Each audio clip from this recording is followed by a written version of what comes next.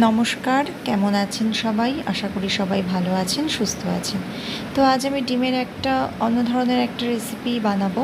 তার জন্য একটা টিফিন বক্সে আমি একটুখানি তেল ব্রাশ করে রাখলাম। এরপরে 3টে ডিম আমি ভালোভাবে ফেটিয়ে নিচ্ছি।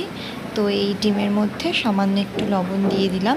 এরপরে ফ্যাটানো ডিমটা ওই টিফিন বক্সের মধ্যে ঢেলে ডিমটা আমি ভাপে বসিয়ে দিয়েছিলাম 20 থেকে 25 মিনিটের জন্য। তো আমার ডিমটা দেখছেন হয়ে গেছে, ডিমটা কিন্তু চামচে লেগে আসছে না।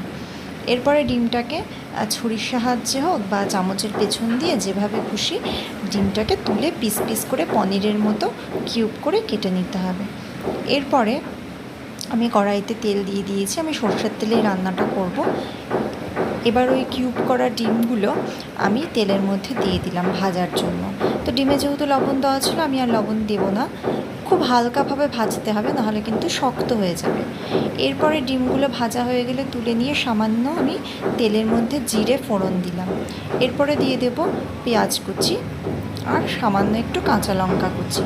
পেঁয়াজটা আমার ভাজা হয়ে গেছে, তারপরে আমি একটা মশলার পেস্ট করেছিলাম আদা রসুন আর টমেটো, সেটা আমি দিয়ে দিলাম। এরপরে একে একে দেবো হলুদ গুঁড়ো, জিরে গুঁড়ো, ধনে গুঁড়ো, একটুখানি নর্মাল লঙ্কার গুঁড়ো আর কাশ্মীরি লঙ্কার গুঁড়ো।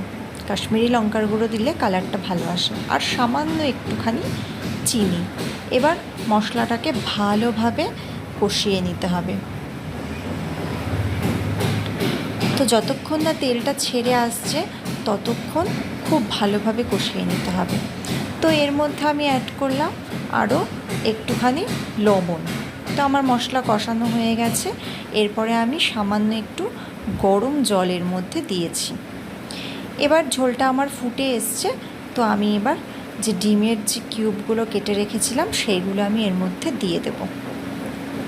তো আমি এটা খুব ঝোল করব না, একটু গামাখাই করব। তো এরপরে আমি ওপর থেকে একটুখানি কুচনো ধনে পাতা দিয়ে দিলাম, আর দিয়ে দিলাম সামান্য একটু গরম মশলার গুঁড়ো। ব্যাস নাড়াচাড়া করে এবার আমি নামিয়ে নেব। আমার রেডি হয়ে গেল ডিমের এই নতুনত্ব রেসিপিটা। তো সবাই এইভাবে ট্রাই করবেন, আশা করি ভালো লাগবে। আজকের মতো এখানেই টাটা। সবাই ভালো থাকবেন, সুস্থ থাকবেন, আর প্লিজ প্লিজ প্লিজ আমাকে একটু সাপোর্ট করবেন, আমি যেন সামনের দিকে এগিয়ে যেতে পারি।